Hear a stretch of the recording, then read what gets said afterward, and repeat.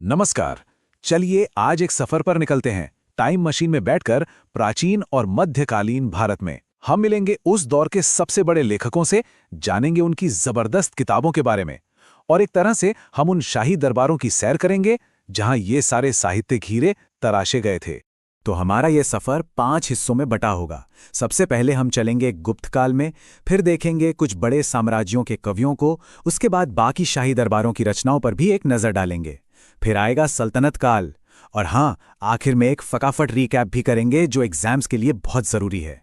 तो ठीक है, सफर की शुरुआत करते हैं और सीधे पहुंचते हैं उस दौर में जिसे भारत में आर्ट और लिटरेचर का गोल्डन एज यानी स्वर्ण युग कहा जाता है। जी हां, हम बात कर रहे हैं गुप्त काल की, और इस सुनहरे दौर के सबसे बड़े सितारे जिनका नाम आज भी चमकता है वो थे महाकवि कालिदास। अच्छा, कालिदास के टैलेंट को समझने के लिए एक छोटा सा सवाल पूछते हैं। स्क्रीन पर देखिए, उनकी कुछ फेमस रचनाएं हैं। अब जरा सोचकर बताइए, इनमें से कौन सी रचना एक नाटक मतलब एक प्ले नहीं है? ये सवाल सिर्फ एग्जाम के लिए नहीं है, बल्कि इससे पता चलता है कि वो कितने वर्सेटाइल थे। तो ये रहा जवाब। देखिए, कालिदास का कमाल 3 अलग अलग फॉर्मेट में दिखता है। एक तो हैं उनके नाटक जैसे अभिज्ञान शाकुंतलम, जिनमें प्यार और पहचान की जबरदस्त कहानियां हैं। फिर आते हैं उनके महाकाव्य जैसे रघुवंशम, जो बड़े बड़े राजाओं की गाथाएं हैं। और आखिर में हैं उनके खंड काव्य जैसे मेघदूतम, जिसमें नेचर और इमोशंस का इतना खूबसूरत जिक्र है। और ये सब उन्होंने लिखा था महान सम्राट चंद्रगुप्त द्वितीय के दौर में। लेकिन रुकिए, गुप्त काल में सिर्फ कालिदास ही नहीं थे, और भी बड़े नाम थे जैसे हरिसेन, जिन्होंने समुद्रगुप्त की जीतों को प्रयाग प्रशस्ति में हमेशा के लिए अमर कर दिया। फिर थे अमर सिंह, जिन्होंने अमरकोश जैसा ग्रंथ लिखा जो एक तरह से उस जमाने की डिक्शनरी थी। और विशाखदत्त भी थे, जिन्होंने मुद्रा राक्षस जैसे नाटकों से हमें पॉलिटिक्स और डिप्लोमेसी की दुनिया की एक झलक दिखाई। तो गुप्तकाल तो हो गया। अब चलिए आगे बढ़ते हैं और देखते हैं कि दूसरे बड़े साम्राज्यों में जैसे कुषाण और वर्धन वंश में कौन से बड़े बड़े लेखक और कवि हुए। अब हमारी ये यात्रा हमें ले जाती है कुषाण साम्राज्य में, सम्राट कनिष्क के दरबार में। और ये कोई मामूली दरबार नहीं था, ये उस वक्त के सबसे तेज दिमागों यानी बड़े बड़े विचारकों, डॉक्टरों और लेखकों का एक अड्डा था। कनिष्क के दरबार की सबसे कमाल की बात पता है क्या थी? यहां हर तरह का ज्ञान एक साथ मौजूद था। सोचिए, एक तरफ अश्वघोष भगवान बुद्ध के जीवन पर बुद्ध चरित लिख रहे हैं, तो दूसरी तरफ चरक चरक संहिता में मेडिसिन के राज खोल रहे हैं। नागार्जुन फिलॉसफी की गहराइयों में उतर रहे थे, और वसुमित्र बौद्ध धर्म के उसूलों को समझा रहे थे। मतलब सच में एक इंटेलेक्चुअल हब था ये। और हाँ, यहीं पर कनिष्क के दरबार में ही नागार्जुन ने दिया शून्यवाद का सिद्धांत। ये एक ऐसा क्रांतिकारी विचार था जिसका असर सिर्फ भारत पर ही नहीं बल्कि पूरे एशिया की फिलॉसफी पर पड़ा। ये फिलॉसफी की दुनिया में एक बहुत बड़ा मील का पत्थर था, सच में। कनिष्क के बाद एक और महान राजा हुए जिनके दरबार में साहित्य को बहुत बढ़ावा मिला, और वो थे राजा हर्षवर्धन। हर्षवर्धन के दरबार का सबसे चमकता सितारा कौन था? बाणभट्ट। उन्होंने 2 कमाल के काम किए। एक तो उन्होंने अपने राजा हर्ष की बायोग्राफी लिखी, हर्षचरित, और दूसरा उन्होंने लिखा कादंबरी।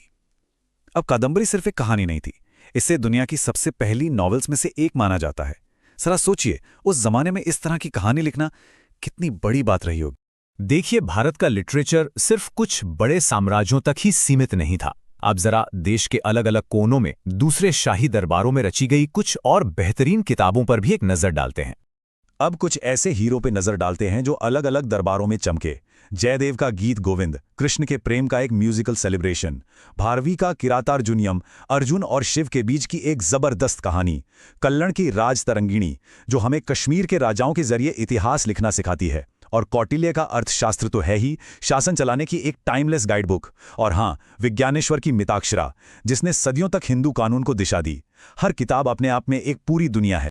तो अब हम टाइम में एक और छलांग लगाते हैं और पहुंचते हैं मध्यकाल में, दिल्ली सल्तनत के दौर में। देखते हैं कि इस दौर के बड़े लेखक कौन थे।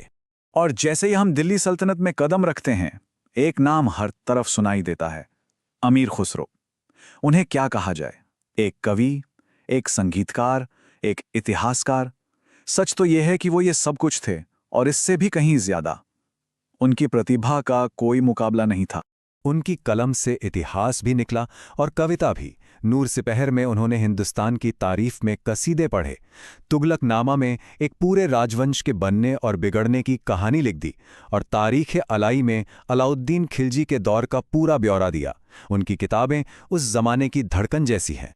खुसरो अकेले नहीं थे। सल्तनत काल ने हमें कई और नजरें दीं जिनसे हम उस दौर को देख सकते हैं।